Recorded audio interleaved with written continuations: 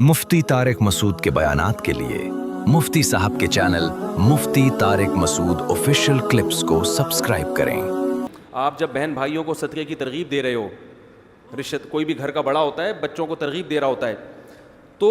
اپنے فضائل نہ سنانے شروع کر دیا کرو، ٹھیک ہے نا؟ اس سے بچے سمجھیں گے ابا کے حقوق ابا کے علاوہ کوئی اور بتائے ان کو، پھر مزہ آئے گا۔ اب گھر میں والدین نے اپنے بچوں کو اپنے حقوق بتا، دیکھو ابا کا یہ حقوق ہے، ٹھیک ہے صحیح ہے یہ بھی، لیکن اس سے بچے پہ اثر نہیں پڑتا۔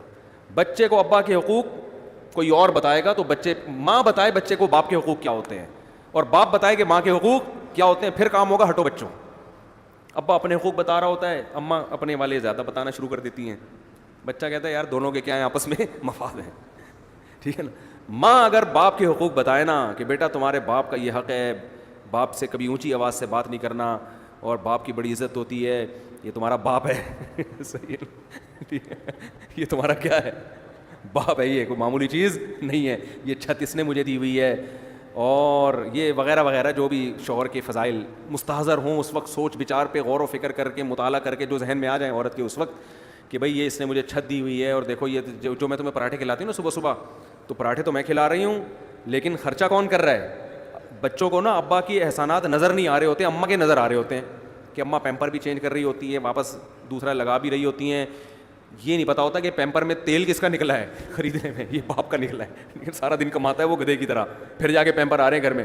تو بچہ تو ماں کو دیکھ رہا ہوتا ہے کہ پراٹھا بنا رہی ہے، انڈا کھلا رہی ہے، اور جیم پہ روٹی لگا رہی ہے، یہ کھا لے، نہیں پھر یہ نہیں کھانا تو چلو وہ کھا لے، وہ جو اس کے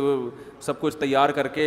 اس کو وین میں بٹھا رہی ہے، اور پھر واپس آتا ہے تو گلے لگا رہی ہے۔ بچہ یہ دیکھ کے سمجھتا ہے کہ اماں کے حقوق ابا سے زیادہ ہیں، تو اماں یہ سکھائے کہ بیٹا یہ پیمپر ابو کے پیسوں سے آیا، یہ جو چھت ملی ہے کس نے دی ہے، تم اتنی عزت کے ساتھ ہو نا، میں بھی اور تم بھی، یہ کس نے دی ہے یہ نعمت، یہ تمہارے ابا نے دی ہے، اور تم اسکول میں جا رہے ہو وین کی فیس بھی ابا دیتے ہیں، تو یہ سارا خرچہ ابا کا ہو رہا ہے، اور اسکول کی فیس بھی ابا دیتے ہیں، اور تمہیں جو قوم ملی، خاندان ملا، یہ بھی کس کی وجہ سے ملا؟ ابا کی وجہ سے، پھر مزہ آئے گا۔ اور ابا الٹا کام کر رہے ہوں، ابا کہہ رہے ہوں کہ بیٹا دیکھو تمہیں تکلیفوں سے جنا کس نے ہے؟ ماں نے جنا ہے، اور میں تو صرف پیسے دے کے نکل لیتا ہوں پتلی گلی سے، یہ جو صبح اٹھے پراٹھے بناتی ہے بیچاری کچن کے سامنے آگ میں کھڑی ہوتی ہے اتنی دیر، اور بار بار پیمپر چیک کرتی ہے رپورٹ کیسی ہے، یہی کام آج کل رہ گیا نا، خراب رپورٹ ہے تو چینج کر دو ورنہ وہی لگا رہنے دو، ٹھیک ہے نا؟ تو وہ بچوں کی ہگائی متائی کا کام تو پیمپروں نے اپنے ذمہ لے لیا ہے، تو یہ جو چیک کرتی ہے، میرے اندر تو یہ ہمت نہیں ہے، تمہیں گود سے لگایا، تمہیں اپنی چھاتی سے دودھ پلایا، تمہیں تکلیفوں سے اٹھایا، تو باپ ماں کے فضائل سنا رہا ہو، اور بیٹا یہ جو میں گھر میں تم آرام سے پل رہے ہو، میں سفر بھی کرتا ہوں، دنیا سے باہر بھی ملک سے باہر بھی جاتا ہوں، شہر سے باہر بھی جاتا ہوں میں، تو میں پھر بھی تمہارے بارے میں سکون میں رہتا ہوں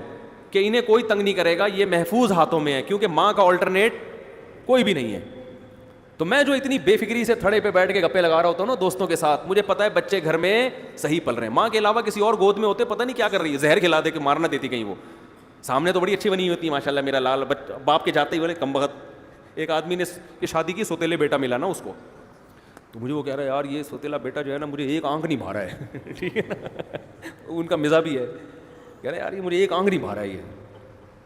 تو میں نے کہا کیا خرابی؟ کہہ رہے یار یہ مجھے پتہ نہیں اپنے بچوں میں بالکل بھی اچھا نہیں لگ رہا ہے۔ تو ظاہر ہے جو سچی مچی کی ماں ہوتی ہے، سچی مچی کا باپ ہوتا ہے، اس کو جو اپنے بچے اچھے لگتے ہیں وہ دوسروں کے اچھے نہیں لگتے، تو باپ کو چاہیے بچوں کو بتائے کہ دیکھو تمہاری ماں نے جو تمہیں گود میں سکون ملا ہے نا، اور میں بھی جو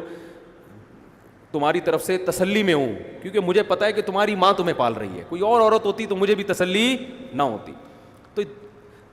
دونوں ایک دوسرے کے فضائل سنائیں گے تو کام چلے گا، وہ ادھر اپنی طرف گھسیٹ رہا ہے، وہ ادھر اپنی طرف، کہ ماں کی باتوں میں نہیں آنا، بتا دوں میں، یہ تو میں اس کی باتوں میں آ گیا تھا تو شادی ہو گئی میری اس سے